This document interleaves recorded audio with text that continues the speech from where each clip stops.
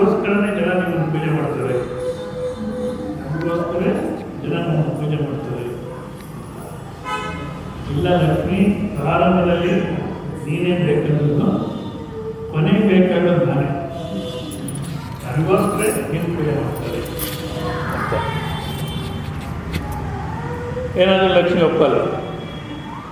ನನಗೋಸ್ಕರ ಜನ ಇದ್ದಾರೆ ಹೊರತು ನಿಮಗೋಸ್ಕರ ಇಲ್ಲ, ಪರೀಕ್ಷೆ ಮಾಡಬೇಡ ಅಂದ್ಬಿಟ್ಟು ಶ್ರೀಮನ್ನಾರಾಯಣ ಬ್ರಾಹ್ಮಣ ವೇಷ ಹಾಕ್ಕೊಂಡು ಪ್ರವಚನ ಮಾಡಲಿಕ್ಕೆ ಬರ್ತಾರಂತೆ.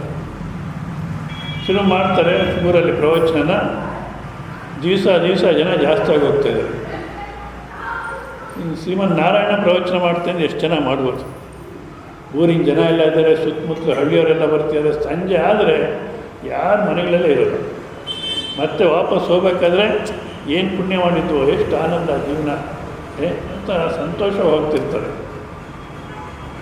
ಆಮೇಲೆ ಒಂದು ವಾರ ಕಾಲ ನಡೆಯುತ್ತೆ, 41 ದಿವಸ ಪ್ರೋಗ್ರಾಮು, ಒಂದು ವಾರ ಕಾಲ ನಡೆಯುತ್ತೆ. ಸಂಜೆ ಆದರೆ ಯಾವ ಹಳ್ಳಿಲಿ ಯಾವ ಒಬ್ಬರು ಇರಲ್ಲ, ಎಲ್ಲ ಇಲ್ಲೇ ಇರ್ತಾರೆ. ಅವರು ಶ್ರೀಮನ್ನಾರಾಯಣ ಅಂದ್ಕೊಳ್ತಾನೆ, ನೋಡು ಲಕ್ಷ್ಮಿ ಯಾರಿಗೋಸ್ಕರ ಇದೆ ಜನ. ಸರಿ, ಆಗ ನೋಡಿ ಇವಾಗ ಅಂತ ಲಕ್ಷ್ಮಿ ಬರ್ತಾಳೆ. ಲಕ್ಷ್ಮಿ ಭಿಕ್ಷುಕಿ ವೇಷ ಹಾಕ್ಕೊಂಡು ಬರ್ತಾಳೆ. ಯಾವುದೋ ಒಂದು ಮನೆಯಲ್ಲಿ ಕೇಳಿಸುತ್ತೆ, ಸೌಂಡ್ ಕೊಡ್ತೇವೆ.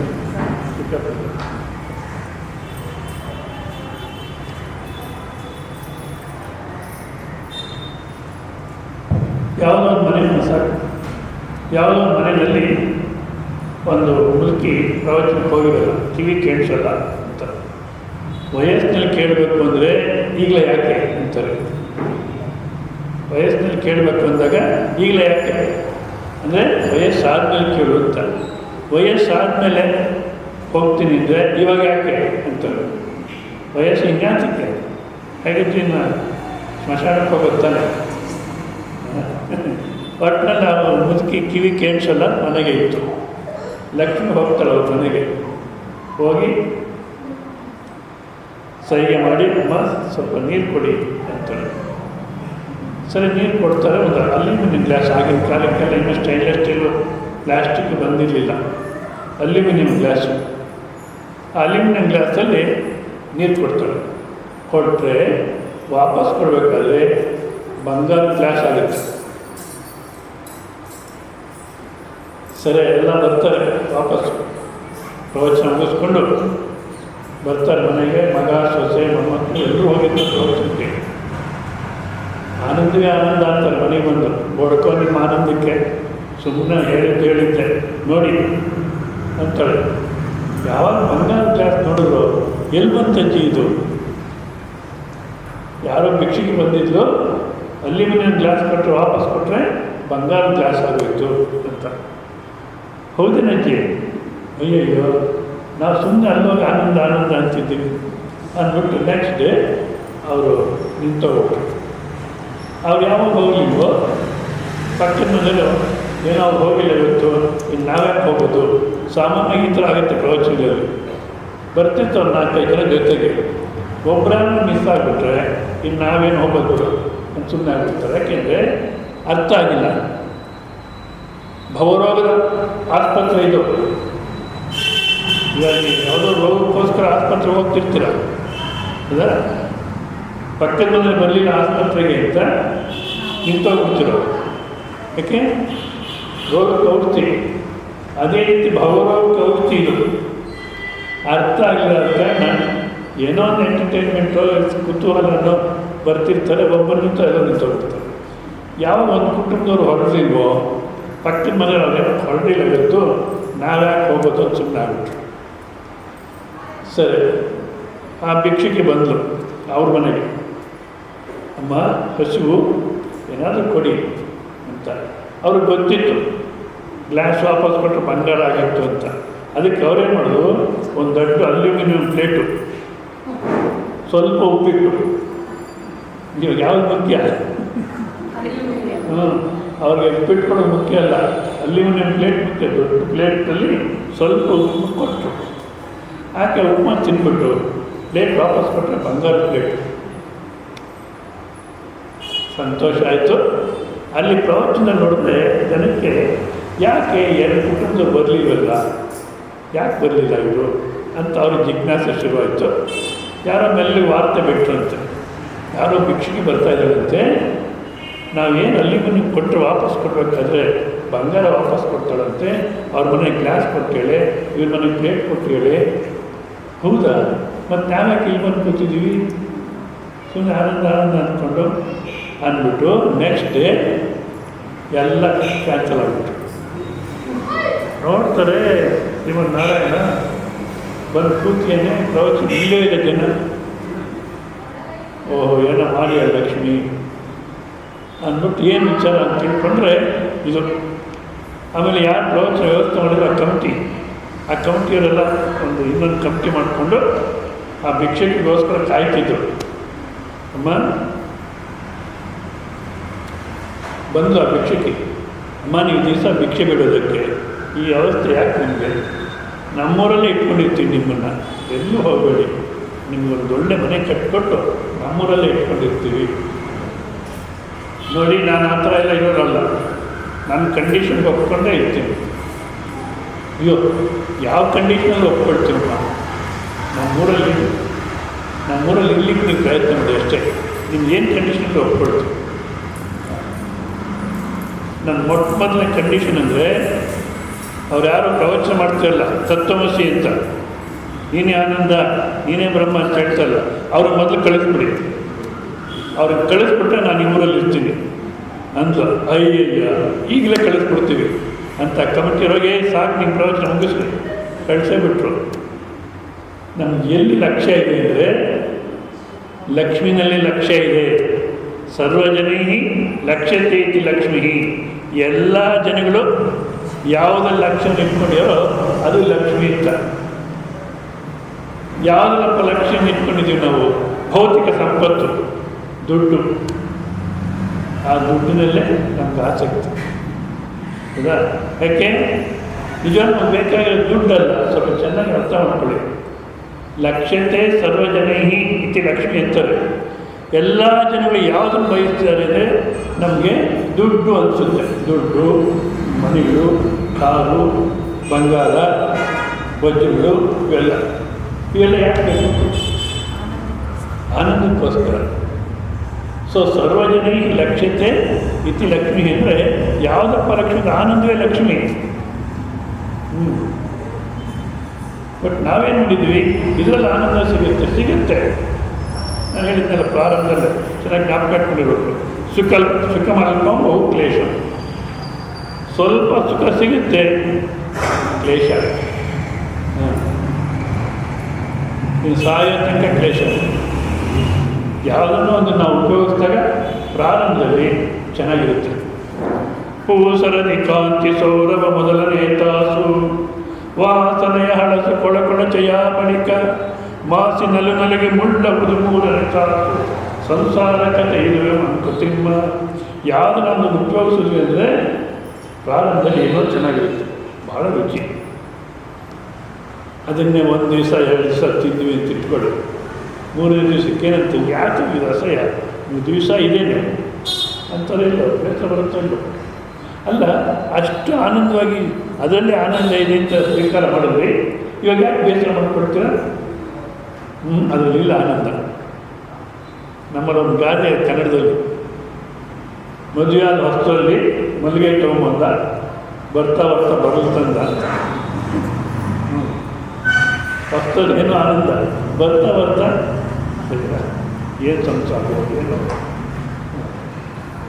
ಆದ ಕಾರಣ ನಮಗೆ ಸ್ವಲ್ಪ ಆನಂದ, ಅಲ್ಪ ಸುಖ ಬೇಕಿಲ್ಲ ನಮಗದು. ನಮಗೆ ಶಾಶ್ವತವಾದಂಥ ಸುಖ, ಅಖಂಡವಾದಂಥ ಸುಖ ಬೇಕು.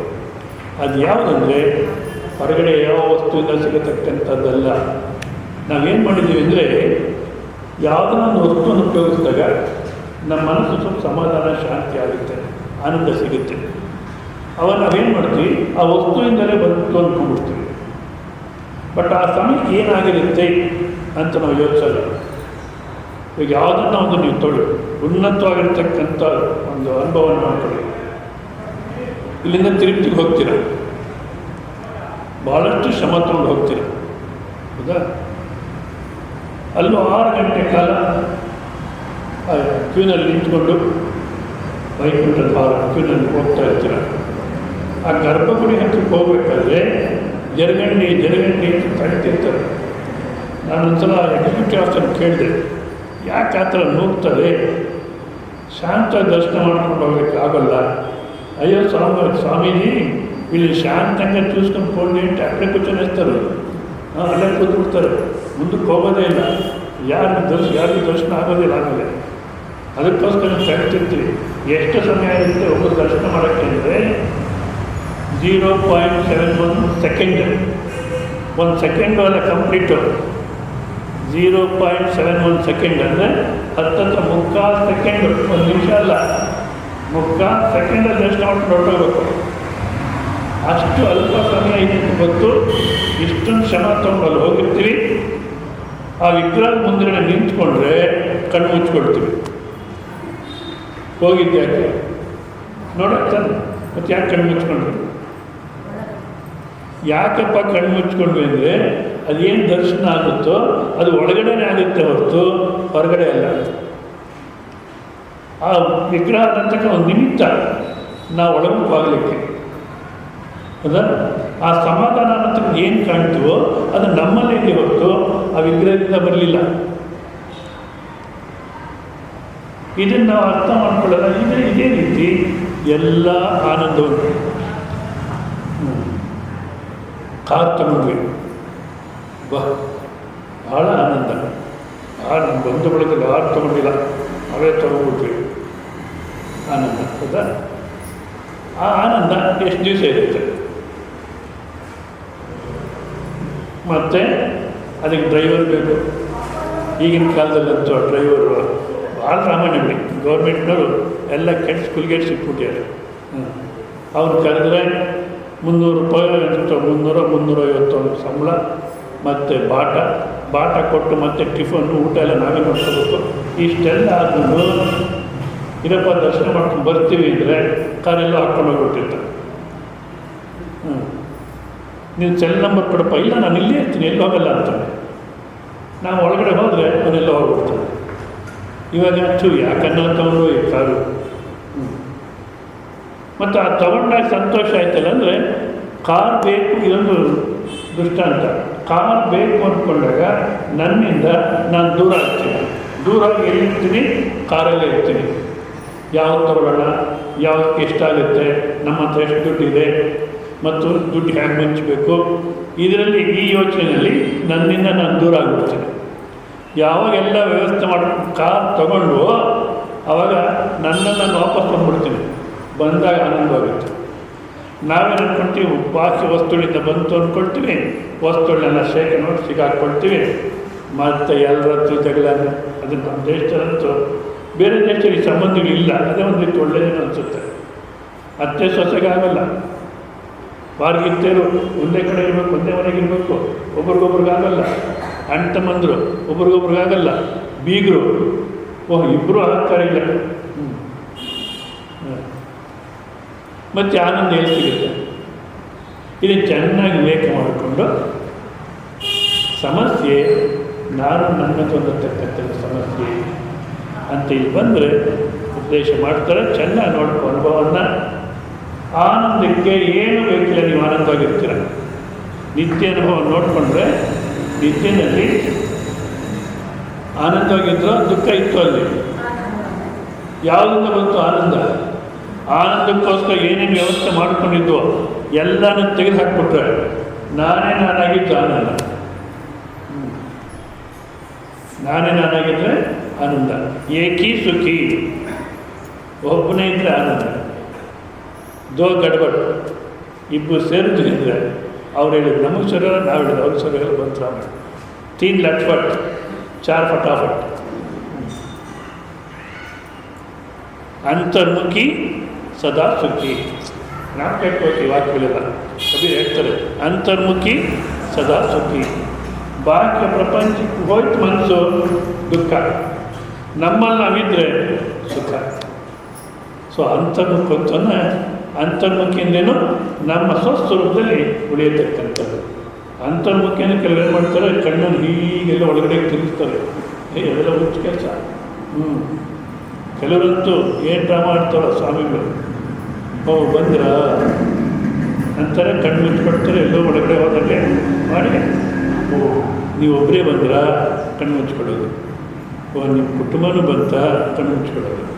ಎಲ್ಲೋ ಒಳಗಡೆ ಹೋಗಿ ಈಚೆ ಬರ್ತಿದ್ದೀನಿ ಅಂದರೆ ಅದಲ್ಲ. ಮತ್ತು ಒಳಗಡೆ ಹೋಗೋದು ಅಂದರೆ ನಾನು ಅನ್ನತಕ್ಕಂಥ ಅನಿಸಿಕೆ ಇಲ್ದಿರ, ನಾನು ಇದ್ದೀನಿ ಅಂತಕ್ಕಂಥ ಅನಿಸಿಕೆ ಇಲ್ದಿರ ಯಾವ ರೀತಿ ಉಳಿದೋಗ್ತಾ ಇದ್ದೀವೋ ನಾವು ನಿದ್ದೆನಲ್ಲಿ, ಅದು ನಿಜವಾದ ನಿದ್ದೆ ಅಲ್ಲ. ಜಾಗೃತ ಅವಸ್ಥೆ ಬುದ್ಧಿ ನಿದ್ದೆ ನಿದ್ದೆ ಅಂತ ಹೇಳುತ್ತೆ. ಎಲ್ಲರ ಬುದ್ಧಿನೂ ಅದೇ ರೀತಿ ಹೇಳುತ್ತೆ. ಕಾರಣ ಅದನ್ನು ಸರಿ ಇಟ್ಕೊಂಡಿದ್ದೀವಿ ನಾವು. ಅಲ್ಲ, ಅಲ್ಲಿ ನಿದ್ದೆ ಅನ್ನತಕ್ಕಂಥ ವಸ್ತು ಇಲ್ಲ. ನೀವು ಚೆನ್ನಾಗಿ ನಿಮ್ಮ ಅನುಭವ ನೋಡಿಕೊಂಡ್ರೆ ನಿದ್ದೆ ಅನ್ನತಕ್ಕಂಥ ವಸ್ತುನ ಇಷ್ಟು ತನಕ ನಮ್ಮ ಅನುಭವಕ್ಕೆ ಬಂದಿಲ್ಲ. ನಾವು ನೋಡಿಲ್ಲ ನಿದ್ದೆ ಅನ್ನೋ ವಸ್ತುನ. ಮತ್ತು ಏನಾಗಿದೆ ನಿದ್ದೆ ಅಂದಾಗ, ಪ್ರಪಂಚ, ಶರೀರ, ಇಂದ್ರಿಯ, ಬುದ್ಧಿ, ಮನಸ್ಸು, ಅಹಂಕಾರ ಎಲ್ಲವನ್ನು ತೆಗೆದುಹಾಕಿದ್ರು ನಾನು ಉಳಿದಿದ್ದೇನೆ. ಅದೇ ಆನಂದ. ಸೊ ಇದನ್ನು ಪರಮಾತ್ಮ ಅನೇಕ ರೀತಿಯಲ್ಲಿ ಹೇಳಿದರು. ಮತ್ತು ನೆನ್ನಿನ ಶ್ಲೋಕ ನೋಡಿದ್ರೆ ಒಂದೇ ಅಭಿಪ್ರಾಯ ಮತ್ತೆ ಮತ್ತೆ ಹೇಳ್ತಾ ಇದ್ದೀವಿ. ನ ಜಾಯತೆ ಮ್ರಿಯತೆವ ಕದಾಚಿತ್. ಆ ಸ್ವರೂಪ ಅನ್ನತಕ್ಕಂಥದ್ದು ಹುಟ್ಟೋದು ಅಲ್ಲ, ಸಾಯೋದಲ್ಲ ಅಂತ ಹೇಳಿದ್ರು. ಮತ್ತೆ ನೈನಂ ಚಿಂದಂತಿ ಶಸ್ತ್ರಾಣಿ ನೈನಂ ದಹತಿ ಪಾವಕ ಅಂತ ಮತ್ತೆ ಅದನ್ನೇ ಹೇಳ್ತಾರೆ. ಹುಟ್ಟು ಸಾಗುತ್ತಿರ್ತಾರೆ ಇಲ್ಲ ಅಂತ. ಯಾಕೆ ಒಂದು ಸಲ ಹೇಳ್ಬಿಟ್ರೆ ಆಯ್ತಲ್ಲ, ಮತ್ತೆ ಮತ್ತೆ ಯಾಕೆ ಹೇಳಿದ್ರು ಅಂದರೆ ನೋಡಿ, ಮತ್ತು ಮುಂದೆ ಕೇಳಿಕೊಂಡು ಕೂತ್ಕೊಳ್ಳಿ. ನೀವು ಬೇಕಾದ್ರೆ ಕೊಡಿ, ಈ ಥರ ಮುಂದಕ್ಕೆ ಬರುತ್ತೆ. ಮತ್ತು ಲೇಟಾಗಿ ಬರೋದು ಜಾಸ್ತಿ ಇರ್ತಾರೆ. ಅದರಲ್ಲೂ ಶುಕ್ರವಾರ ಬೇರೆ ಇವತ್ತು ಲಕ್ಷ್ಮಿಗೆ ಹೋಗಿರ್ತಾರೆ, ಲೇಟಾಗೋರು ಜಾಸ್ತಿ ಇರ್ತಾರೆ. ಮುಂದೆ ಒಂದು ಕೊಡಿ. ದುರ್ಬೋಧತ್ವ ಯಾಕಪ್ಪ ಮತ್ತೆ ಮತ್ತೆ ಹೇಳ್ತಾರೆ ಅಂದರೆ, ದುರ್ಬೋಧತ್ವ ತಿಳ್ಕೊಳ್ಳತಕ್ಕಂಥದ್ದು ಕಷ್ಟ. ಯಾಕೆ ಕಷ್ಟವಾಗಿದೆ? ನಮಗೆ ತಿಳ್ಕೊಳ್ಳೋದನ್ನು ಇಂದ್ರಿಯಿಂದ ತಿಳ್ಕೊಳ್ತೀವಿ, ಮನಸ್ಸು ಬುದ್ಧಿಯಿಂದ ತಿಳ್ಕೊಳ್ತೀವಿ. ಬಟ್ ಈ ಸ್ವರೂಪವನ್ನು ಇಂದ್ರಿಯಿಂದ ತಿಳ್ಕೊಳ್ಳೋಕ್ಕಾಗಲ್ಲ. ಯಾಕೆಂದರೆ ಒಂದು ಆಕಾರ ಇಲ್ಲ. ಆನಂದ ಆನಂದ ನಿಮಗೆ ಶಬ್ದ ಚೆನ್ನಾಗಿ ಗೊತ್ತು. ಎಷ್ಟೋ ಸಲ ಆನಂದವಾಗಿರ್ತೀರ. ಆ ಆನಂದದ ಆಕಾರ ಇದೆ. ಯಾಕೆ ಆನಂದಕ್ಕೆ ಆಕಾರ ಇಲ್ಲ, ಪರಮಾತ್ಮನಿಗೆ ಆಕಾರ ಇಲ್ಲ ಅಲ್ಲ. ಸೊ ಕಣ್ಣಿಂದ ನೋಡೋಕ್ಕಾಗಲ್ಲ, ಮುಟ್ಲಿಕ್ಕಾಗಲ್ಲ ಆನಂದನ. ಮತ್ತು ಮೂಗಿಂದ ವಾಸನೆ ನೋಡೋಕ್ಕಾಗಲ್ಲ, ನಾಲ್ಗೆಯಿಂದ ರುಚಿ ನೋಡ್ಬೋದು, ಆಗಲ್ಲ. ಇಂದ್ರಿಯಗಳಿಂದ ತಿಳ್ಕೊಳ್ಳೋದಲ್ಲ, ಮನಸ್ಸು ಬುದ್ಧಿಗೆ ವಿಷಯ ಆಗತಕ್ಕಂಥದ್ದಲ್ಲ. ಮತ್ತು ಶಬ್ದಗಳಿಂದ ವಿವರಣೆ ಮಾಡಿ ಹೇಳಲಿಕ್ಕಾಗಲ್ಲ. ನಾನಾಗಲೇ ಹೇಳಿದ್ದೆ, ಹೇಳುವುದಲ್ಲ ಕಿವಿಗೊಟ್ಟಿನ್ನು ಕೇಳುವುದಲ್ಲ, ಹೇಳುವುದಲ್ಲ ಕಿವಿಗೊಟ್ಟಿನ್ನು ಕೇಳುವುದಲ್ಲ, ಹೇಳದೆ ಇರಲದು ತಿಳಿಯುವುದಲ್ಲ. ಅಲ್ಲಿ ಹೇಳೋದಲ್ಲ ಕೇಳೋದಲ್ಲ ಅಂತೀರ. ಮತ್ತು ಪ್ರವಚನ ಯಾಕೆ ಮಾಡ್ತಾರೆ ಅಂದರೆ, ಹೇಳದೆ ಇರಲದು ಹೇಳ್ತಿರೋದ್ರೆ ಗೊತ್ತಾಗೋಲ್ಲ. ಒಲಿ ಹೇಳ್ರಿ, ಅದ್ಯಾಕೆ ಕಪ್ಪಗಿದೆಯೋ ಬೆಳ್ಳಗಿದೆಯೋ ಕುಳುಗಿದೆಯೋ ಉದ್ದವಾಗಿದೆಯೋ ತಪ್ಪು ಹೇಳಿದೆ ಅಂದರೆ, ಹೇಳಿ ವಾಚಕದಿಂದ ಕೆಡಿಸುವುದಲ್ಲ. ಅದನ್ನು ಶಬ್ದದಿಂದ ಹೇಳಕ್ಕೆ ಹೋದರೆ ಕೆಡಿಸ್ಬಿಡ್ತೀವಿ. ಇಂಥದ್ದನ್ನು ತಿಳ್ಕೋಬೇಕಾದ್ರೆ ಭಾಳ ಸೂಕ್ಷ್ಮ.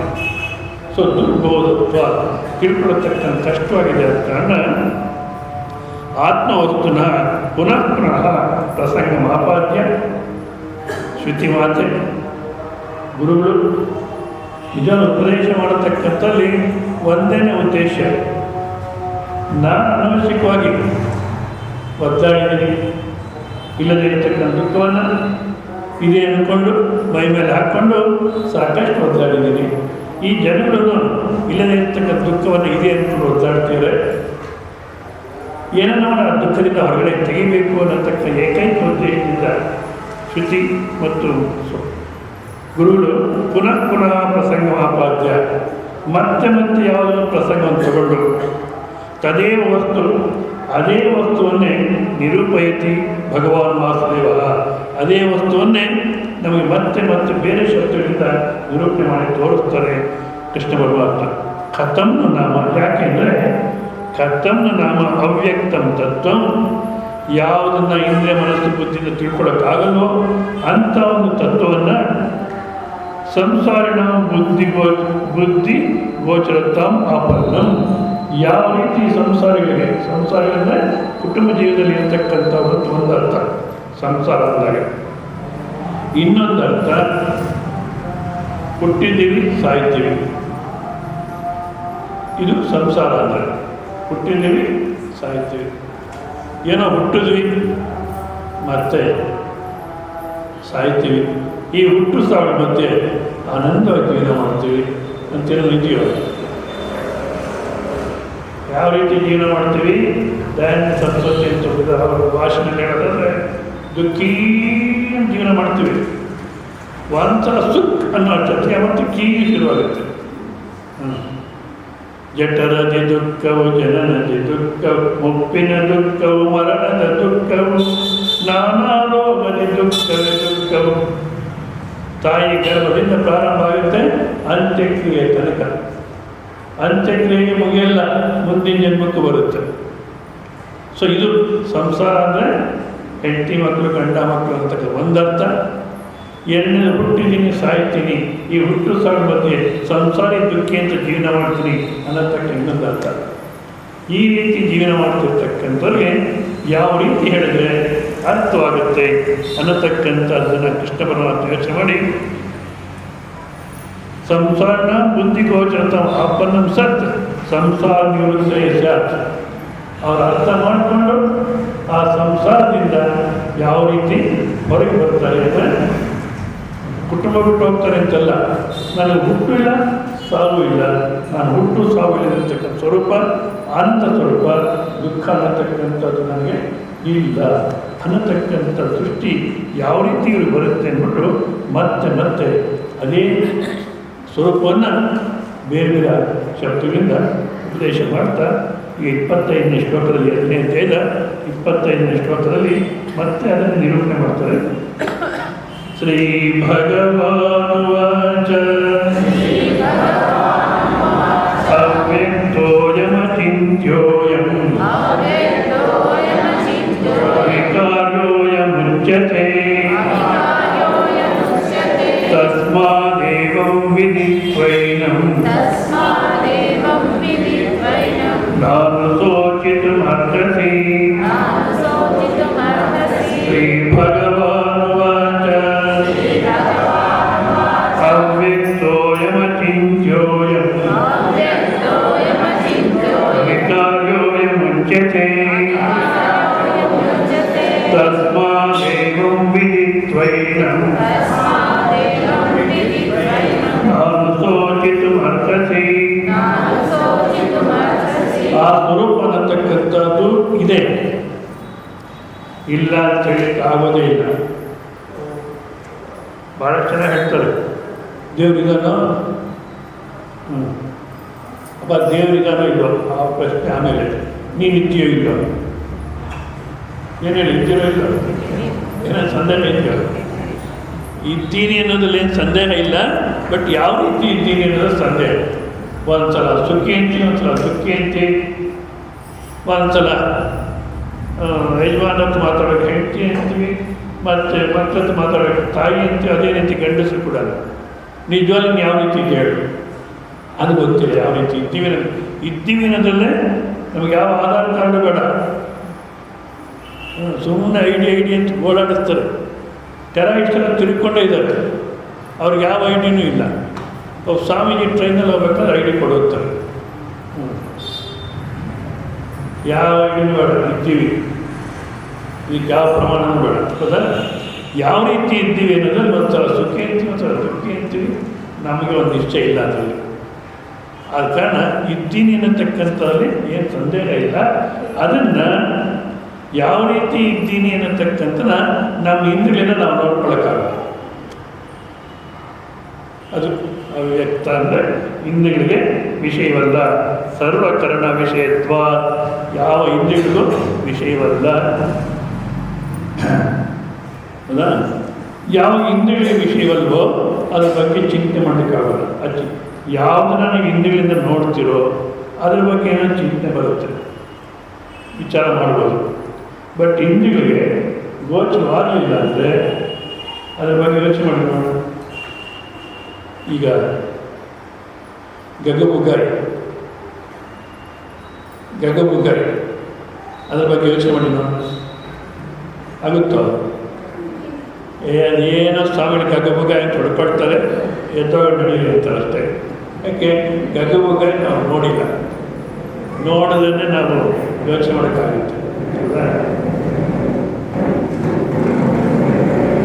ವಂದ್ಯಾಪುತ್ರ ಹೇಗಿದ್ದಾನೆ? ವಂದ್ಯಾಪುತ್ರ ಅಂದರೆ ಅರ್ಥ ಆಗುತ್ತೆ, ಎಲ್ಲ ನೋಡಿದ್ರು, ಮತ್ತು ಅವನ ಬಗ್ಗೆ ಯೋಚನೆ ಮಾಡಿಲ್ಲ, ಆಗಲ್ಲ.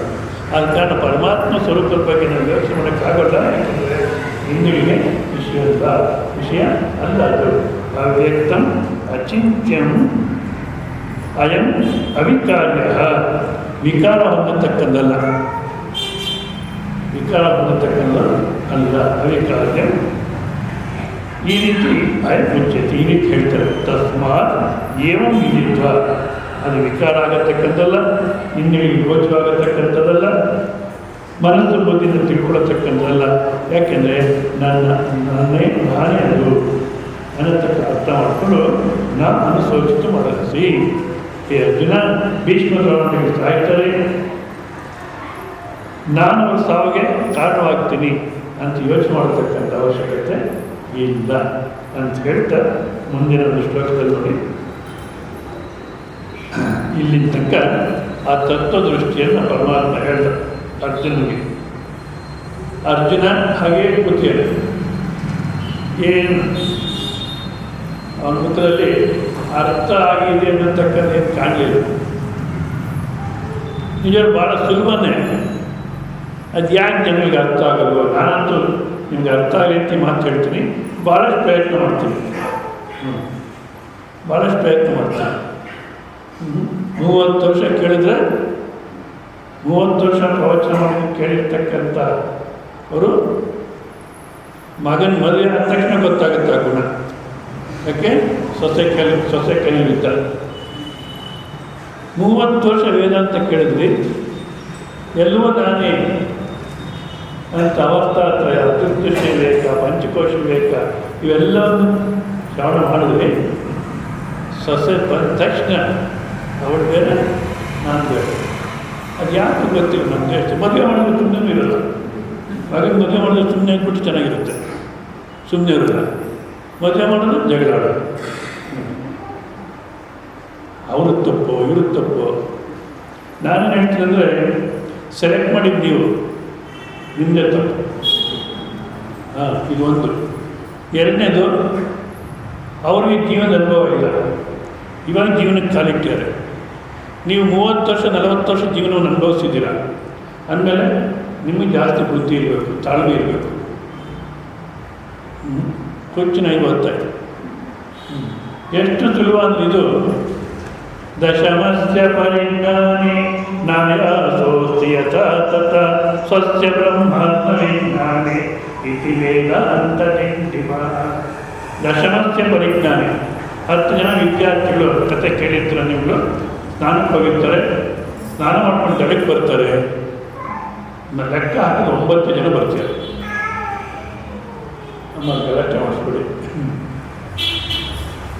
ಎಲ್ಲೋ ಹೋಗ್ಬಿಟ್ಟೆ ನೀರಲ್ಲಿ ಅಂದ್ಬಿಟ್ಟು ಅಂತ ಹೇಳ್ತಿರ್ತಾರೆ. ಯಾರೋ ಒಬ್ಬರು ನೋಡ್ತಾರೆ, ಕಾರುಣಿಕ, ಅಯ್ಯೋ ಸುಮ್ಮನೆ ಹೇಳ್ತಾ ಇದ್ದಾರಲ್ಲ ಅನವಶ್ಯಕವಾಗಿ ಅಂತ ನೋಡಿ, ಯಾಕಪ್ಪ ಹೇಳ್ತೀರ? ನಾವು 10 ಜನ ಸ್ನಾನ ಮಾಡ್ಕೊಂಡ್ವಿ, ಸ್ನಾನ ಮಾಡ್ಕೊಂಡು ದಡಕ್ಕೆ ಬಂದಮೇಲೆ ಲೆಕ್ಕ ಹಾಕಿದ್ರೆ 9 ಜನ ಇದ್ದೀವಿ, ಅದಕ್ಕೋಸ್ಕರ ಹೇಳ್ತಾ ಇದ್ದೀವಿ. ಇಲ್ಲ, ನೀವು 10 ಜನ ಇದ್ದೀರಾ, ಇಲ್ಲಿ ನಾವೆಲ್ಲ ಲೆಕ್ಕ ಹಾಕಿದ್ವಿ, ಲೆಕ್ಕ ಹಾಕಿ ಅಂದರೆ 1 2 3 4 5 6 7 8 9 ಅಂತಾನೆ ತೊಂಬತ್ತಶಮೋಸಿ ಲೆಕ್ಕ ಹಾಕೊಂಡು ನಿನ್ನ ಲೆಕ್ಕ ಹಾಕೋ. 1 ಅಂತ ಇಲ್ಲಿಂದ ಶುರು ಮಾಡಬೇಕು.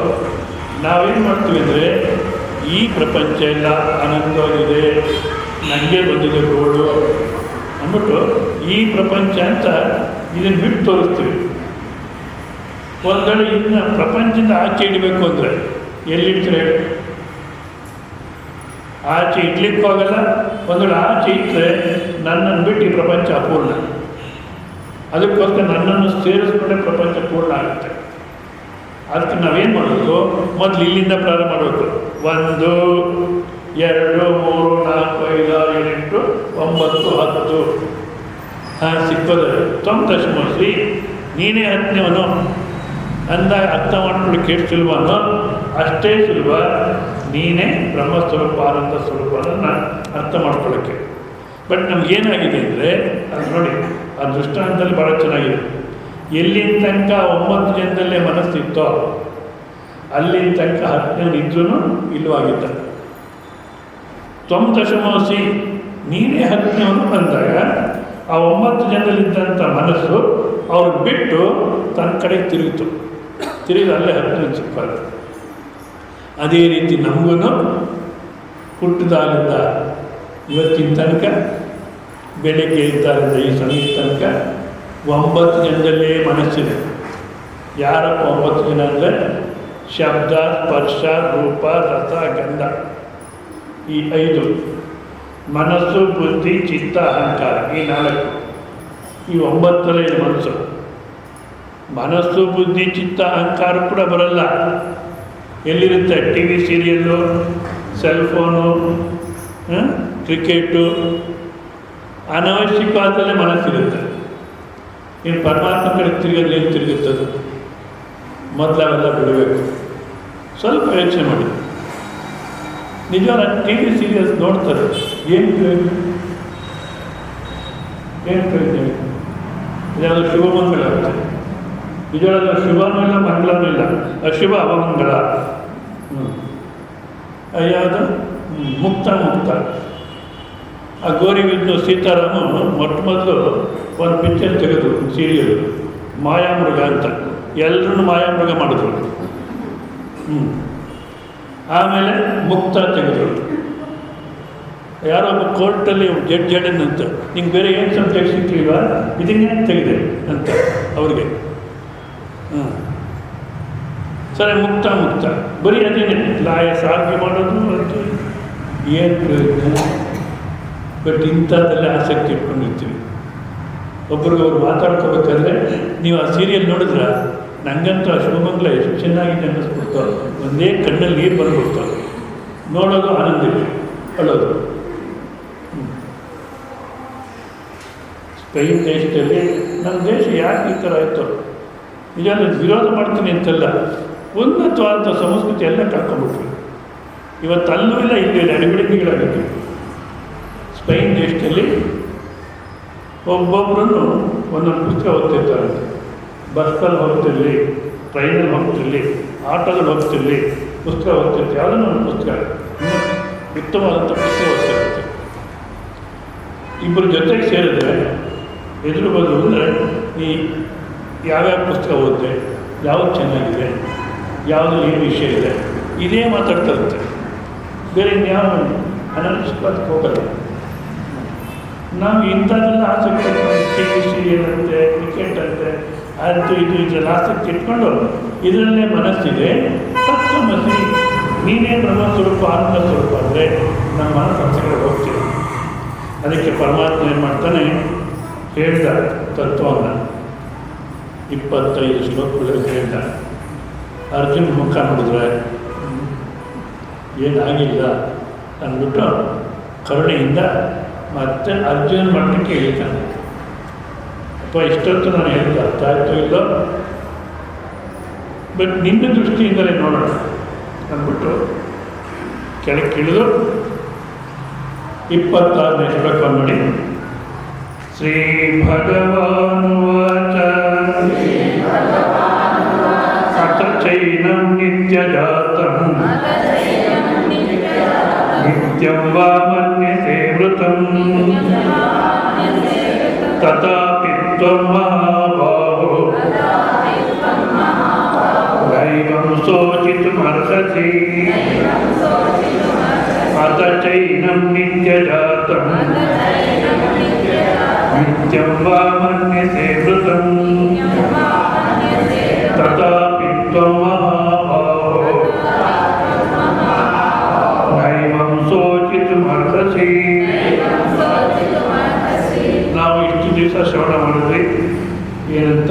ಶರೀರ ಇಂದ್ರಿಯ ಬುದ್ಧಿ ಮನಸ್ಸು ಆಗ್ತಾರದ್ದು ಇದು ಬಾಹ್ಯ ಪರಿಧಿ, ಹೊರಗೆ ಕಾಣತಕ್ಕಂಥ ರೀತಿ.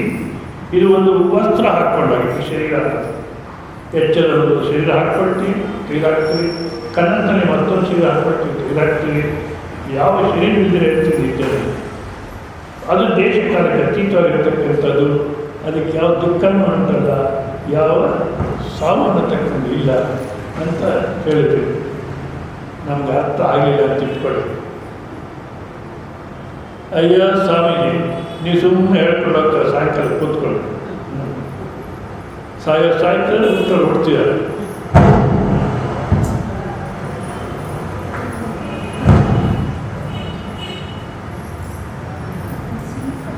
ಸಾಯ್ತಾ ಇದ್ದಾರೆ, ಹುಡ್ತಾ ಇದ್ದಾರೆ. ನೀವು ಸುಮ್ಮನೆ ಹೇಳ್ಕೊಂಡು ಹೋಗ್ತಾರೆ.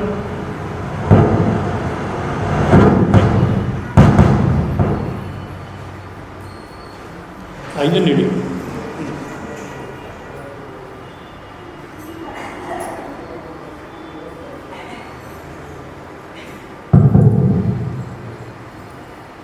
ಸೊ ಹುಟ್ಟು ಸಾವು ಅಂತಕ್ಕಂಥ ಇದೆ. ಹುಟ್ಟು ಸಾವು ಅಂತಕ್ಕಂಥದ್ದು ಇದೆ. ಒಂದೊಂದು ಸಾವು ಇರಲಿಲ್ಲ ಅಂದರೆ ಒಂದೊಂದು ಮನೆ ಏನಾಗೋದು, ವೃದ್ಧಾಶ್ರಮ ಆಗಬೇಕಾಗಿತ್ತು. ಒಂದೊಂದು ಮನೆ ವೃದ್ಧಾಶ್ರಮ. ನಮ್ಮ ತಂದೆ ತಾಯಿ, ಅವ್ರ ತಂದೆ ತಾಯಿ, ಅವ್ರ ತಂದೆ ತಾಯಿ, ಅವ್ರ ತಂದೆ ತಾಯಿ ಎಲ್ಲರೂ ಇದನ್ನು ತಿಳ್ಕೊಳ್ಳಿ. ಅವಾಗೇನಾಗಿರೋದು ಮನೆ. ಇವಾಗ ಇಬ್ಬರು ನೋಡ್ಕೊಳ್ಳೋದೇ ಕಷ್ಟ. ವೃದ್ಧಾಶ್ರಮ ತಳ್ಕೊಡ್ತೀವಿ.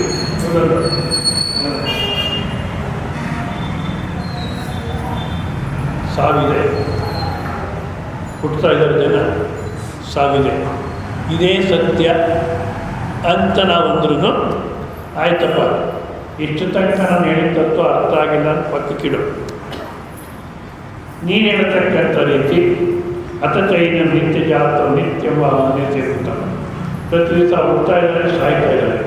ಸೊ ಹುಟ್ಟು ಸಾವು ಅಂತಕ್ಕಂಥ ಸತ್ಯ ಹೌದಾ? ಆನಂದಾಗೂ ತಥಾಪಿತ್ವಂ ಅದೇ ಸತ್ಯ ತಗೊಂಡು ನತ್ತಂ ಸೋಚಿತ ಮನಸ್ಸಿ ಅವಾಗ ನೀನು ಯೋಚನೆ ಮಾಡತಕ್ಕಂಥ ಅವಶ್ಯಕತೆ ಇಲ್ಲ. ಯಾಕೆ ಹೇಳಿ? ಹುಟ್ಟದ ಸಾಯ್ತಾರೆ ಹೌದಾ? ಯಪ್ಪ ಮಧ್ಯೆ ಓಡಾಡ್ಬೇಡ, ಕೂತ್ಕೋ, ಆಮೇಲೆ ಬೇಕಾದ್ರೆ ಮಾಡಿ ಬಿಡ್ತೀನಿ.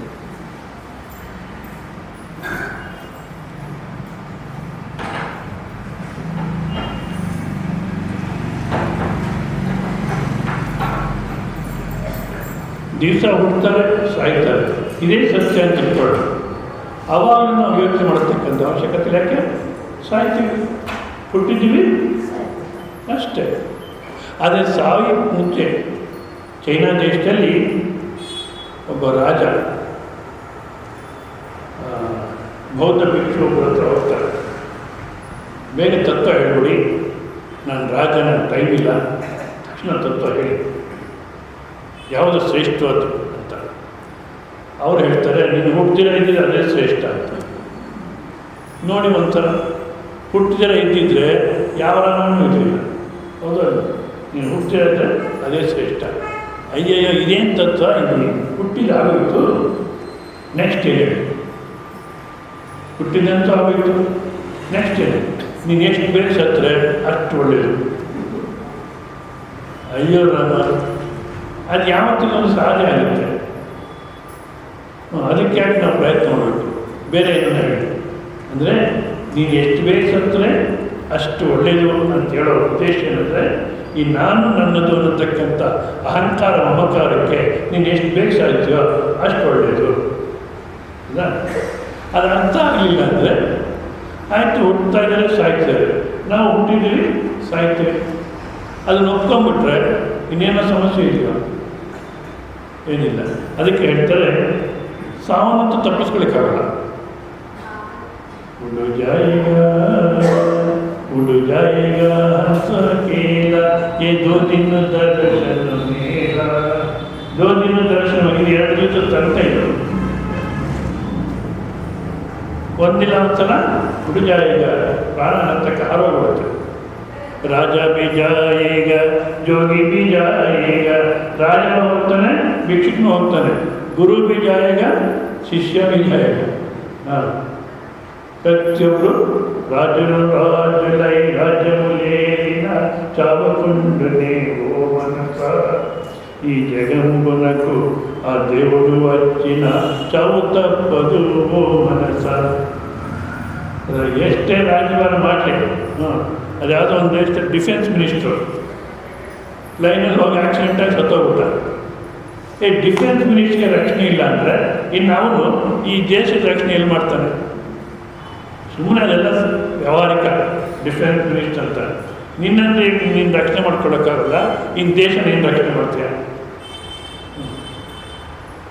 ಒಂದಲ್ಲ ಒಂದು ಕಾಯಿಲೆಬೇಕು. ಮತ್ತು ಹಾಗಿದ್ದ ಮೇಲೆ ತಪ್ಪಿಸ್ಕೊಳ್ಳೋಕೆ ಸಾಕು. ಅಲೋಪತಿ, ಹೋಮಿಯೋಪತಿ, ನ್ಯಾಚುರೋಪತಿ, ಎನಿಪತಿ ಮ್ಯಾಥ್ ಇವರು ಒಂದಲ್ಲ ಒಂದು ದಿವಸ ಯಾವುದಾದ್ರು ಕೊಡಬೇಕಲ್ಲ ಅಂದಮೇಲೆ ನೆಕ್ಸ್ಟ್ ಶ್ಲೋಕದಲ್ಲಿ ಏನಂತಾರೆ? ಶ್ರೀ ಭಗವಾನ್ ವಾಚ ಜಾತಸ್ಯ ಹಿ ಧ್ರುವೋ ಮೃತ್ಯು ಧ್ರುವಂ ಜನ್ಮಮೃತಸ್ಯ ಚ ತಸ್ಮಾದಪರಿಹಾರ್ಯೇತೆ ನ ತ್ವಂ ಶೋಚಿತುಮರ್ಹಸಿ. ಜಾತಸ್ಯ ಹಿ ಧ್ರುವೋ ಮೃತ್ಯು ಧ್ರುವಂ ಜನ್ಮಮೃತಸ್ಯ ಚ ತಸ್ಮಾದಪರಿಹಾರ್ಯೇತೆ ನ ತ್ವಂ ಶೋಚಿತುಮರ್ಹಸಿ. ಹುಟ್ಟಿದ ಮೇಲೆ ಸಾಯೋದು ಧ್ರುವ ನಿಶ್ಚಿತ, ಏನಾದರೂ ತಪ್ಪಿಸ್ಕೊಳಕ್ಕಾಗಲ್ಲ. ಹೌದಾ? ಈಗಿನ ಕಾಲಕ್ಕೆ ಈ ವೈದ್ಯಕೀಯ ಶಾಸ್ತ್ರ, ಇಂಗ್ಲೀಷ್ ಮೆಡಿಸಿನ್ ಅಂತಲ್ಲ, ಅದನ್ನು ಸಾಕಷ್ಟು ಅನ್ವೇಷಣೆ ಮಾಡಿದ್ದಾರೆ, ಸಾಕಷ್ಟು ಪ್ರಯತ್ನ ಮಾಡ್ತಾರೆ. ಅದರಲ್ಲಿ ಏನಾಗಿದೆ ಅಂದರೆ ಯಾರು ಡಾಕ್ಟರ್ಸ್ ತಪ್ಪಾಗಿ ತಿಳಿಬೇಡಿ. ನಿಜವಾದ ಡಾಕ್ಟರ್ ಅಂದರೆ ಮೊದಲು ಹೃದಯ ಇವಾಗೇನು ಬರೀ ದುಡ್ಡು ಏನಾಗ್ತಲ್ಲ ಮಾಡಿ ಏನು ನಾನು ಹೇಳ್ತೀನಿ. ಪ್ರಾರಂಭದಲ್ಲಿ ತೋರಿಸ್ಕೊಳ್ಳಿ ಅಂತ ಜನಕ್ಕೆ. ಜನ ಅಂತಾರೆ, ಸ್ವಾಮೀಜಿ ನೀವೇನೋ ತೋರಿಸ್ಕೊಳ್ಳಿ ಇರ್ತೀರ, ಅಲ್ಲಿ ಹೋಗ್ಬಿಟ್ರೆ ಅಯ್ಯಯ್ಯ ಆ ಟೆಸ್ಟು ಈ ಟೆಸ್ಟು ಕೆಲಸಕ್ಕೆ ಬರೋದೆಲ್ಲ ಮಾಡಿಸ್ಬಿಟ್ಟು ನಿಮ್ಗೇನಿಲ್ಲ ಹೋಗಿ ಅಂತಾರೆ. 2 ಲಕ್ಷ ತೊಗೊಂಡ್ಬಿಟ್ಟು ಏನಿಲ್ಲ ಹೋಗಿ ಅಂತಾರೆ. ಈ ಪರಿಸ್ಥಿತಿ. ಅವ್ರನ್ನ ಕೇಳಿದ್ರೆ ಅವ್ರು ಇನ್ನೊಂದೇನೋ ಹೇಳ್ತಾರೆ. ನಾನು ಒಂದು ಸಲ ಕೇಳಿದೆ, ಜೂಬ್ಲಿ ನರ್ಸಿಂಗ್ ಮತ್ತು ಬ್ಯಾಂಗ್ಳೂರಿದೆ, ಭಾಳ ಪಾಪ್ಯುಲರ್ ಒಂದು ಕಾಲಕ್ಕೆ. ಅವ್ರ ಹತ್ರ ಯಾವುದೋ ಒಂದು ಸ್ಕ್ಯಾನಿಂಗ್ ಹೋದಾಗ 4,000 ರೂಪಾಯಿನೂ ಚಾರ್ಜ್ ಮಾಡಿದ್ರು. ಸರಿ ಕೊಟ್ಟು ಸ್ಕ್ಯಾನ್ ಮಾಡಿಸ್ಕೊಂಡು ಅವ್ರ ಹತ್ರ ಯಾಕೆ ಇಷ್ಟಿಷ್ಟೊಂದು ಚಾರ್ಜ್ ಮಾಡ್ತೀರ ನೀವು? ಅದು ಭಾಳ ಹಿಂದೆ ಇಷ್ಟಿಷ್ಟೊಂದು ಯಾಕೆ ಚಾರ್ಜ್ ಮಾಡ್ತೀರಾ ಅಂದರೆ ಅವ್ರು ಹೇಳ್ತಾರೆ, ಸ್ವಾಮೀಜಿ ಈ ಮೆಷಿನ್ನು 4 ಲಕ್ಷ ರೂಪಾಯಿ, ಈ 4 ತಿಂಗಳಿಗೆ ಇಂಪ್ರೂವ್ಮೆಂಟ್ ಬಂದುಬಿಡುತ್ತೆ, ಅವಾಗ ಇದು ವೇಸ್ಟ್ ಆಗಿಬಿಡುತ್ತೆ, ನಾವೇನು ಮಾಡಬೇಕು ಅಂತ ಅವರು. ಒಟ್ಟಿನಲ್ಲೇನು ಹುಟ್ಟಿದ್ದೀವಿ, ಬದಲಾಟ ಇದ್ದೇ ಇದೆ, ಒಪ್ಕೊಳ್ಳೋಣ, ಮತ್ತೊಂದು ದಿವಸ ಹೋಗ್ತೀವಿ. ಇದಕ್ಕೆ ಪರಿಹಾರ ಅನ್ನತಕ್ಕಂಥದ್ದು ತಸ್ಮಾತ್ ಪರಿಹಾರ ಆಗದೆ ಪರಿಹಾರ ಅನ್ನತಕ್ಕಂಥದ್ದಿಲ್ಲ. ಅದರಲ್ಲಿ ಕುಟುಂಬ ಜೀವನದಲ್ಲಿ ತೋರಿಸ್ಕೋಬೇಕಂದ್ರೆ ಅಯ್ಯಯ್ಯ ಮನೆಗಿರಲ್ಲ ಡಾಕ್ಟರ್ಸ್. ನಿಜ ಡಾಕ್ಟರ್ಸ್ ಆಗಿರ್ಬೇಕು ನಾವು. ಒಬ್ಬರು ಯಾರು ಡೆಂಟಿಸ್ಟ್ ಹತ್ರ ಹೋದರು, ಈ ಕ್ಯಾವಿಟಿ ಆಗಿತ್ತಂತೆ, ಅದನ್ನು ಫಿಲಪ್ ಮಾಡಬೇಕಂತ. ಸರ್ ಹೋದರು, ಫಿಲಪ್ ಮಾಡಿಸ್ಕೊಂಡು ಬಂದರು. ಬಂದ ತಕ್ಷಣ ಮನೆ ಮಲಗಿದ್ರೆ ನೋವು ಜಾಸ್ತಿ ಆಗಿತ್ತು ಯಜಮಾನ್ರಿಗೆ, ಸಿಕ್ಕಾಬಿಟ್ಟು ನೋವು. ಸರ್ ಹೆಂಡತಿ ಅಂತ ಹೇಳಿದ್ರು, ಯಾಕೆ ವಿಪರೀತ ನೋವ್ತಾ ಇದೆ, ತಡೆಯೋಕ್ಕೆ ಆಗ್ತಿಲ್ಲ ನನಗೆ, ಡಾಕ್ಟರ್ ಹೋಗೋಣ ಮತ್ತೆ ಅಂತ. ಅಯ್ಯೋ ಈಗ ತಾನೇ ಬಂದಿದ್ದೀವಿ, ಅಷ್ಟೆಲ್ಲ ಖರ್ಚು ಮಾಡಿಕೊಂಡು ಮತ್ತೆ ಡಾಕ್ಟರ್ ಹೋದರೆ ಅವ್ನಿಗೆ ನೆಕ್ಸ್ಟ್ ಕೇಳ್ತಾನೋ ಏನು ಸುಳ್ಗಾಡೋ, ಸ್ವಲ್ಪ ತಾಳ್ಕೊಳ್ಳಿ, ನೋವು ಇರುತ್ತೆ, ಈಗ ತಾನೇ ಫಿಲಪ್ ಮಾಡಿದರೆ ನೋವು ಇರುತ್ತೆ ಅಂತ. ಈಕೆ ಡಾಕ್ಟ್ರು ಏನು ಅಧ್ಯಯನ ಮಾಡಿದ್ರು ಈ ಥರ ಹೇಳ್ತಾರೆ. ಸರಿ ಇನ್ನೇನು ವಿಧಿ ಇಲ್ಲ ಅಂದ್ಬಿಟ್ಟು ಸುಮ್ಮನಿದ್ರು. 3 ದಿವಸ ಅದೇ ಮಾತಾಡ್ಕೊಂಡಿದ್ದಾರೆ ನೋಡಿ, ನೋವು ಇದ್ದೇನೆ ಅವ್ರಿಗೆ. ಈಕೆ ಒಪ್ಪಿಲ್ಲ ಡಾಕ್ಟರ್ ಹೋಗಲಿಕ್ಕೆ, ಒಪ್ಪಿಲ್ಲ. 4ನೇ ದಿವಸಕ್ಕೆ ಏನಾಯಿತು, ಈ ಎಡಗಡೆ ಭಾಗ ಎಲ್ಲ ಊತ ಹೋಗ್ಬಿಡ್ತು. ಅವಾಗ ಕರ್ಕೊಂಡೋಗ್ತಾರೆ ಡಾಕ್ಟರ್ ಹತ್ರ. ಅವಾಗ ಹೋದರೆ ಎಕ್ಸ್ರೇ ಮಾಡಿ ನೋಡ್ತಾರೆ, ಹತ್ತಿ ಇಟ್ಟುಬಿಟ್ಟು ಹಾಗೆ ಫಿಲಪ್ ಮಾಡಿದ್ದಾರೆ. ಇದು ನಮ್ಮ ದೇಶ, ಹೇಳೋರಿಲ್ಲ ಕೇಳೋರಿಲ್ಲ. ಅವ್ರು ಡಾಕ್ಟರ್ ಅಂತಾರಂತೆ, ಕೆಲವು ಸಲ ಆಗುತ್ತಮ್ಮ, ಏನು ಮಾಡೋಕ್ಕಾಗುತ್ತೆ, ಪ್ರಾಣನೇ ಹೋದರೆ ಅಂದರೆ ತೋರಿಸ್ಕೊಳ್ಳೋದು ಕಷ್ಟ, ಸುಮ್ಮನಿರೋದು ಕಷ್ಟ, ಮನೆಗಳೆಲ್ಲ ಇಂಥ ಪರಿಸ್ಥಿತಿ. ಇದಕ್ಕೇನು ಪರಿಹಾರ ಇದೆಯೋ? ಏನಿಲ್ಲ, ಒತ್ತಡದ ಪರಿಹಾರ. ತಸ್ಮಾತ್ ಪರಿಹಾರ ಆಗುತ್ತೆ. ಯಾವುದನ್ನು ತಪ್ಪಿಸ್ಕೊಳ್ಳೋಕ್ಕೆ ಆಗಲ್ವೋ, ಪರಿಹಾರ ಅಂತಕ್ಕಂಥ ಕಾಣಲ್ವೋ, ಅದಕ್ಕೇನು ಮಾಡಬೇಕು? ಒಪ್ಕೊಳ್ಳೋದೇ ಸರಿ. ಹುಟ್ಟು ಸಾವು ಇದೆ ಅಂದ್ರೂ ನಾವು ಯೋಚನೆ ಮಾಡ್ತಕ್ಕಂಥ ಅವಶ್ಯಕತೆ ಇಲ್ಲ. ಹುಟ್ಟಿದ್ದೀವಿ, ನಮ್ಮ ಇಷ್ಟ ಪ್ರಕಾರ ಹುಟ್ಟಲಿಲ್ಲ, ಮತ್ತು ಕೂಡಿಸ್ಕೊಳ್ಳಿ ಮಗನ ಓಡಾಡ್ತೀವಿ. ನಮ್ಮ ಇಷ್ಟ ಪ್ರಕಾರ ಹುಟ್ಟಿಲ್ಲ, ಮತ್ತು ನಮ್ಮ ಇಷ್ಟ ಪ್ರಕಾರ ಹೋಗೋದು ಇಲ್ಲ. ಒಂದು ವೇಳೆ ಪ್ರಯತ್ನ ಮಾಡಿದ್ರು ಆಗಲ್ಲ, ತಪ್ಪಿಸ್ಕೊಳ್ಳೋದು. ಅವ್ರು ಯಾರೋ ಸ್ವಾಮಿಗಳು, ಅವ್ರಿಗೆ ಶುಗರ್ ಇತ್ತು. ಶುಗರಿಂದ ಜಾಗೃತಿಯಾಗಿದೆ, ತೊಂದರೆ ಇಲ್ಲ, ಇರಲ್ಲ. ಸರಿ, ಇನ್ನೊಂದು ಯಾರು ಶುಗರ್ ಇರೋ ಸ್ವಾಮಿಗೆ ಡಯಾಲಿಸಿಸ್, ಕಿಡ್ನಿಯಲ್ಲಿ ಫೇಲ್ ಆಯಿತು, ಡಯಾಲಿಸಿಸ್ ಮಾಡ್ತಾಯಿದ್ರು. ಅದನ್ನು ನೋಡಿದ್ರು ಇವರು. ಅವ್ರು ಯಾರಲ್ಲಿ ಡಯಾಲಿಸಿಸ್ ಮಾಡಿಸ್ತಾರೆ, ಅವ್ರದ್ದೇ ದೊಡ್ಡ ಆಸ್ಪತ್ರೆ ಇದೆ, ದುಡ್ಡಿದೆ, ಪಾಲಿಟಿಷಿಯನ್ ಶಿಷ್ಯರಿದ್ದಾರೆ, ಅವರು ನೋಡ್ಕೊಳ್ತಾರೆ. ನನಗೆ ಆ ಥರ ಆಗಿಬಿಟ್ರೆ ನನಗೆ ಯಾರು ನೋಡ್ತಾರೆ? ಸೊ ನಾನು ಜಾಗೃತಿಯಾಗಿರಬೇಕು. ಏನು ಮಾಡೋಕ್ಕಂದ್ರೆ ಸಾಕು, ಈ ಶರೀರ ಇಲ್ಲಿ ಮುಗಿಸ್ಬೇಡು ಅಂದ್ಬಿಟ್ಟು ಸ್ಲೀಪಿಂಗ್ ಟ್ಯಾಬ್ಲೆಟ್ಸು ಎಷ್ಟಿತ್ತು ಅಷ್ಟು ಹಾಕ್ಕೊಂಡು ಮಲಗ್ತಾರೆ. ಅದೇನಾಯಿತು, ಪ್ರಾಣ ತೆಗಿಲಿಲ್ಲ ಸ್ಲೀಪಿಂಗ್ ಟ್ಯಾಬ್ಲೆಟ್ಸು. ಮತ್ತೇನು ಮಾಡ್ತು? ಪ್ಯಾರಾಲಿಸಿಸ್ ಮಾಡ್ತು. ಯಾಕೆ ಪ್ಯಾರಾಲಿಸಿಸ್ ಆಯಿತು ಆ ಟ್ಯಾಬ್ಲೆಟ್ಸಲ್ಲಿ ಅಂದರೆ ಎಲ್ಲ ಎಕ್ಸ್ಪೈರಿ ಆಗಿಬಿಟ್ಟಿವೆ, ಅದು ಇನ್ನೊಂದು ರೀತಿ ಕೆಲಸ ಮಾಡ್ತಾರೆ. ಇವಾಗ ಇವ್ರು ಯಾರನ್ನು ತಪ್ಪಿಸ್ಕೋಬೇಕು ಅಂದ್ಕೊಂಡ್ರು, ಅದಕ್ಕೆ ಸಿಗಾಕೊಂಡು 6 ತಿಂಗಳು 8 ತಿಂಗಳು ಒದ್ದಾಡಿದ್ರು. ಆಮೇಲೆ ಹೋಯ್ತು. ವಿಶಾಖಪಟ್ಟಣದ ಹತ್ರ ಒಬ್ಬಾಕಿ ಗಂಡ ಭಾಳ ಕುಡುಕ, ಅವನ ಜೊತೆ ಜೀವನ ಮಾಡೋಕ್ಕಾಗಲ್ಲ, ಬೇಡ ಈ ಜೀವನ ಅಂದ್ಬಿಟ್ಟು ಗೋದಾವರಿ ಬ್ರಿಡ್ಜ್ ಮೇಲೆ, ಗೋದಾವರಿ ನದಿ ಬ್ರಿಡ್ಜ್ ಮೇಲೆ ಹತ್ತಿ ಕೆಳಗೆ ಧುಮುಕ್ಬಿಟ್ರು. ಆ ನದಿನಲ್ಲಿ ಹೋಗ್ಬಿಡೋಣ ಅಂತ. ಅದೇನಾಯಿತು, ಮಧ್ಯ ಪ್ರವಾಹದಲ್ಲಿ ಬೀಳಲಿಲ್ಲ, ಪಕ್ಕದಲ್ಲಿ ಬಿದ್ದರು. ಪಕ್ಕದಲ್ಲಿ ಬುರ್ಜೆ ಇದೆ. ಎಷ್ಟು ಮಟ್ಟಿಗೆ ಇದೆಯಪ್ಪ ಅಂದರೆ ಇಲ್ಲಿನ ತನಕ ಶಿರೆ ಒಳಗಡೆ ಹೊರಟೋಯ್ತು, ಪ್ರಾಣ ಹೋಗಲಿಲ್ಲ. 2 ದಿವಸ ಹಾಗೆ ಇದೆ ನೋಡಿ. ಯಾವ ಕಷ್ಟನ ತಪ್ಪಿಸ್ಕೋಬೇಕು ಅಂತ ಪ್ರಯತ್ನ ಮಾಡಲು ಅದು ಇದ್ದೇನೆ ಪ್ರಾರಂಭ ಏನು ಮಾಡೋಕ್ಕಾಗಲ್ಲ. ಸರಿ, 2 ದಿವಸ ಅದೇ ರೀತಿ ಇದ್ದರು. 3ನೇ ದಿವಸಕ್ಕೆ ಬೆಸ್ತರು ಮೀನು ಹಿಡಿಯಕ್ಕೆ ಬಂದರು. ಬಂದರೆ ಅವ್ರು ನೋಡ್ತಾರೆ, ತಲೆ ಮಾತ್ರ ಕಾಣ್ತಿದೆ, ಅಲ್ಲಿಗೆ ಬಿಟ್ಕೊಂಡಿದೆ, ಕಣ್ಣು ಬಿಟ್ಕೊಂಡಿದೆ, ಇದು ಯಾವುದೋ ದೆವ್ವ ಅಂದ್ಬಿಟ್ಟು ನೋಡೋದು. ಮತ್ತು ಈಗ ಕರೆದ್ರು, ಹೀಗೆ ಬಂದರೆ ಈ ಥರ ಆಗಿದೆ, ನನ್ನ ಮ್ಯಾಲಕ್ಕೆ ಎತ್ತಿ ಅಂದರು. ಎತ್ತಲಿಕ್ಕೆ ಹೋದರೆ ಬರಲಿಲ್ಲ. ಮತ್ತು ಪೊಲೀಸಿಗೆ ಕಂಪ್ಲೇಂಟ್ ಕೊಟ್ಟರು. ಎತ್ತಿ ನೋಡಿದ್ರೆ ಸೊಂಟ, ಮೊಣಕಾಲು ಎಲ್ಲ ಮುರಿದೋಗಿದೆ. ತೊಗೊಂಡೋಗಿ ರಾಜಮಂಡ್ರಿ ಆಸ್ಪತ್ರೆಗೆ ಹಾಕಿದ್ರು. ಇವಾಗ ಯಾವುದೋ ಕಷ್ಟ ತಪ್ಪಿಸ್ಕೋಬೇಕು ಅಂತ ಪ್ರಯತ್ನ ಪಟ್ಟರು, ತಪ್ಪು. ಏಕೆ? ಆರೇನ ಮಾಡುವರಾರಿಂದಲೇನವುದು, ಪೂರ್ವಜನ್ಮದ ನೀತಿ ತಾವೆನ್ನ ಬಿಡದು. ತುಂಬಿದ ಸಭೆಯೊಳಗೆ ಮಾನ ಭಂಗ ಮಾಡಿ, ಆಪತ್ತು ಬಂದಾಗ ಅರಚಿದ ಕಾಲದಲ್ಲಿ ಭೂಪತಿಗಳ ಇವನಿತ್ತೇನ ಮಾಡಿದರು. ಯಾರೇನು ಮಾಡೋಕ್ಕಾಯ್ತು? ದ್ರೌಪದಿಗೆ ಅಷ್ಟು ಅವಮಾನ ಆಗ್ತಿದ್ರು. ಮತ್ತು ಯಾವ ರೀತಿ ರಕ್ಷಣೆ ಆಯಿತು? ತನ್ನ ಸೀರೆಯನ್ನು ಒಂದು ಕೈಯಲ್ಲಿ ಇಟ್ಕೊಂಡು ಕೃಷ್ಣ ಕೃಷ್ಣ ಅಂತ ಕರೆದಂತೆ. ಕೃಷ್ಣ ನೋಡ್ದ, ತಾನೇ ಭದ್ರವಾಗಿ ಸೀರೆ ಇಟ್ಕೊಂಡಿದ್ದೆ, ತನ್ನನ್ನು ತಾನು ರಕ್ಷಣೆ ಮಾಡಿಕೊಡ್ತಾಳೆ, ನಾನು ಹೋಗಬೇಕಾದ ಅವಶ್ಯಕತೆ ಇಲ್ಲ ಅಂತ ಸುಮ್ಮನೆ ಇಟ್ಬಿಡ್ತಾರೆ. ಕೊನೆಗೆ ಇನ್ನು ನನ್ನನ್ನು ರಕ್ಷಣೆ ಮಾಡ್ಕೊಡೋಕ್ಕಾಗಲ್ಲ, ಇವರು ಅವಮಾನ ಮಾಡ್ತಾರೆ ಅಂದ್ಬಿಟ್ಟು 2 ಕೈ ಮೇಲಕ್ಕೆ ಕೃಷ್ಣ ಅಂತಂತೆ. ಆವಾಗ ಕೃಷ್ಣ ಬರ್ತಾನೆ, ರಕ್ಷಣೆ ಮಾಡ್ತಾನೆ. ಯಾವುದು ರಕ್ಷಣೆ ಕೊಡುತ್ತೆ? ಪರಮಾತ್ಮಗೂ ಆ ಸಮಯದಲ್ಲಿ ಸ್ವತಂತ್ರತೆ ಇಲ್ಲ. ಈಕೆ ಜೀವನದಲ್ಲಿ ಏನಾದರೂ ಪುಣ್ಯ ಕಾರ್ಯ ಅನ್ನತಕ್ಕ ಈಗ ಇವರಿಗೆ ಸಹಾಯ ಬರುತ್ತೆ ಅಂತ ನೋಡಿದಾಗ, ಯಾವುದೋ ಜನ್ಮದಲ್ಲಿ ಒಬ್ಬ ಸಾಧುಗಳು ಗಂಗಾ ನದಿಯಲ್ಲಿ ಸ್ನಾನ ಮಾಡ್ತಾ ಅವ್ರ ಕೋಲ್ಪಿನ ನೀರಲ್ಲಿ ಹೋಗ್ಬಿಡುತ್ತೆ.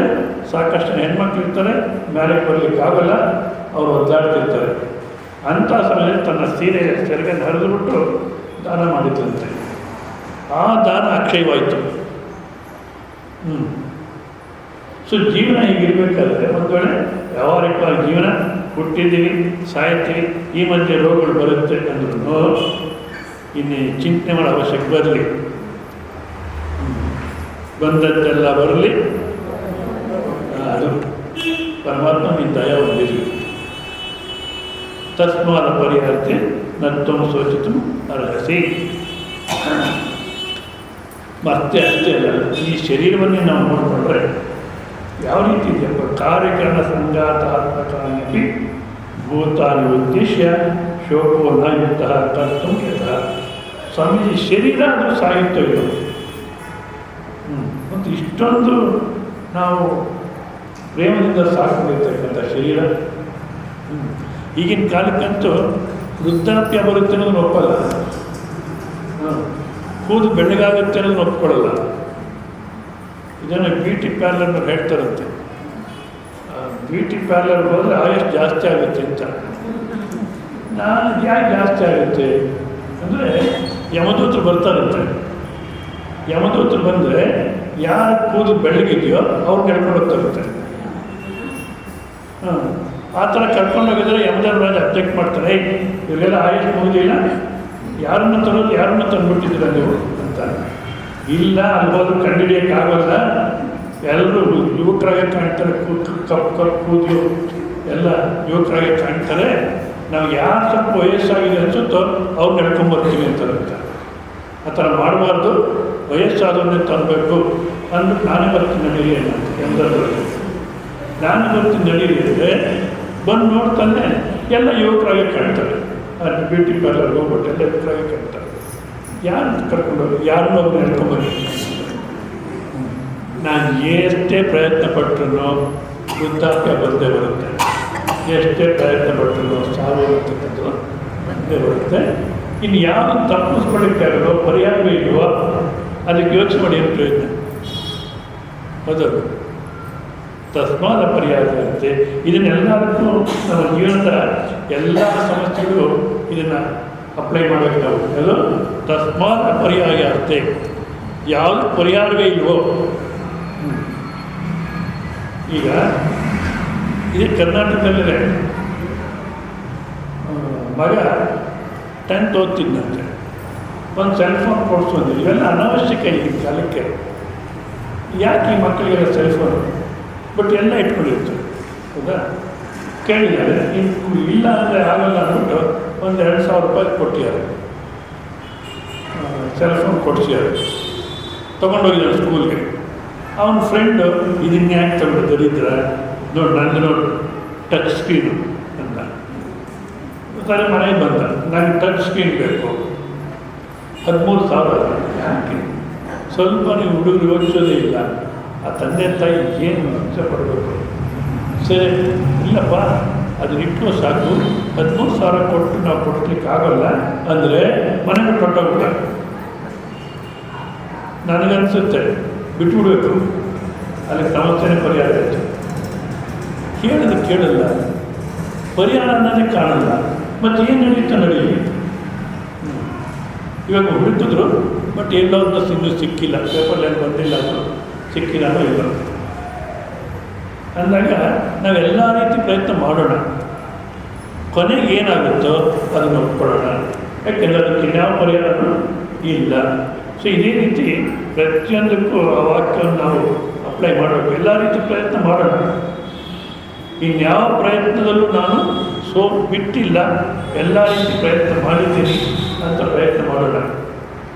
ಕೊನೆಗೆ ಏನು ನಡೆಯುತ್ತೋ ಅದನ್ನು ಒಪ್ಕೊಳ್ಳೋಕ್ಕಿಲ್ಲ, ಇನ್ಯಾವ ಪರಿಹಾರವೂ ಇಲ್ಲ. ತಸ್ಮಾತ್ ಪರಿಹಾರ ಇರುತ್ತೆ ನತ್ವಂ ಸುಖಿ ಒಂದು. ಮತ್ತು ಈ ಶರೀರ ಅನ್ನತಕ್ಕಂಥ ನಾವು ನೋಡಿದಾಗ ಈಗಾಗಲೇ ಹೇಳಿದ್ದೆ ನಾನು, ಪಂಚಮಹಾಭೂತಗಳಿಂದಾಗಿರ್ತಕ್ಕಂಥ ಶರೀರ ಸಾವು ಬಂದಾಗ ಪಂಚಮಹಾಭೂತಗಳು ಸೇರೋಗ್ಬಿಡುತ್ತೆ, ಏನು ನಷ್ಟ ಆಗೋಲ್ಲ, ಹೌದಾ? ಇನ್ನೂ ಒಂದು ರೀತಿ ಕೃಷ್ಣ ಪರಮಾತ್ಮ ಹೇಳ್ತಾರೆ, 28ನೇ ಶ್ಲೋಕ, 2ನೇ ಅಧ್ಯಾಯ 28ನೇ ಶ್ಲೋಕ. ಶ್ರೀ ಭಗವಾನುವಾಚ ಅವ್ಯಕ್ತಾದೀನಿ ಭೂತಾನಿ ವ್ಯಕ್ತಮಧ್ಯಾನಿ ಭಾರತ ಅವ್ಯಕ್ತನಿಧನಾನ್ಯೇವ ತತ್ರ ಕಾ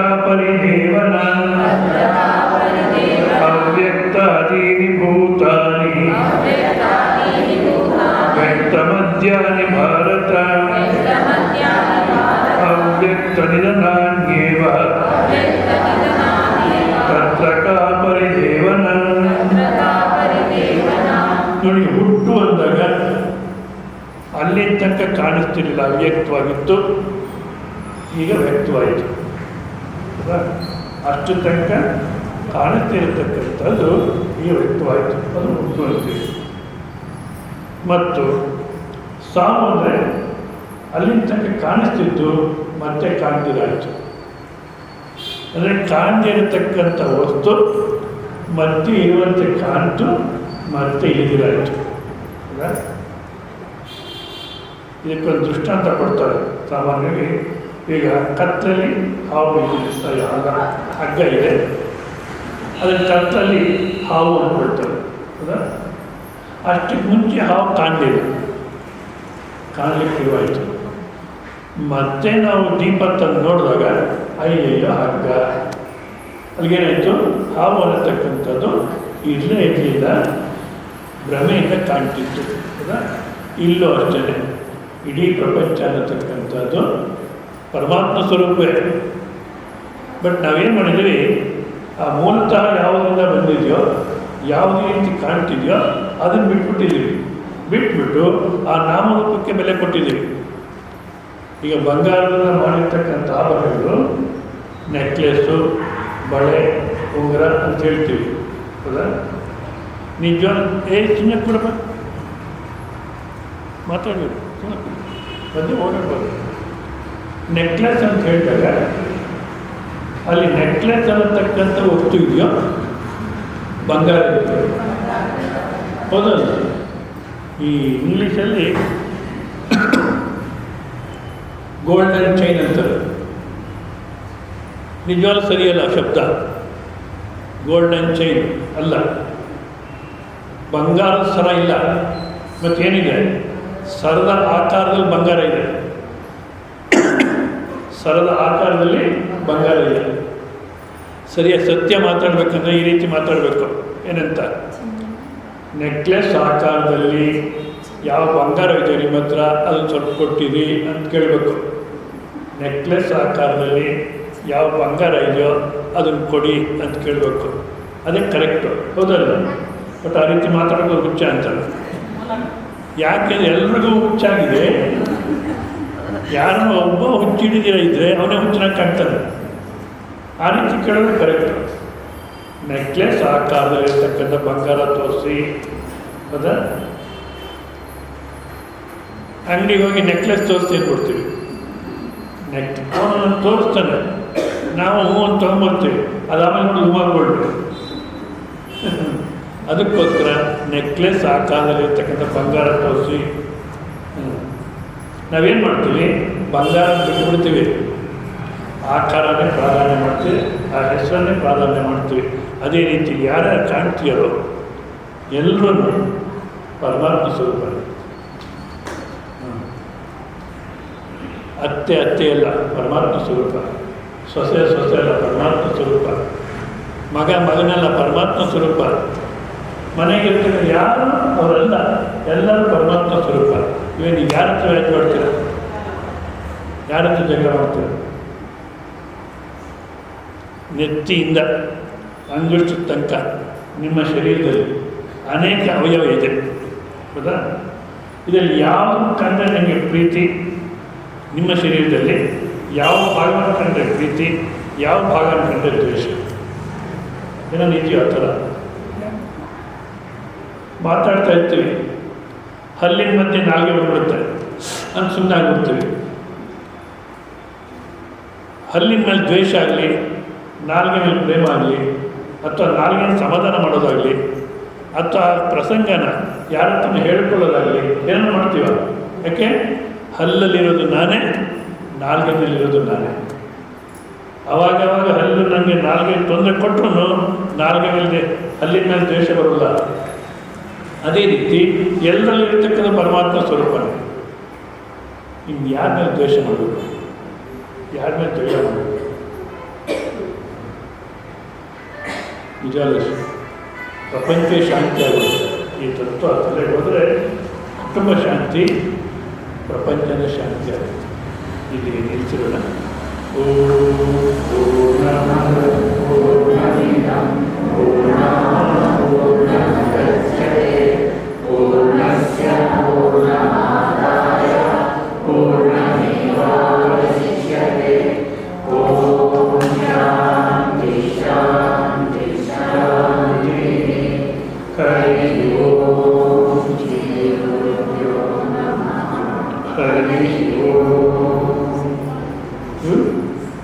ನಾಳೆ ದಿವಸ ಮಧ್ಯಾಹ್ನ 12ರಿಂದ 1 ಗಂಟೆ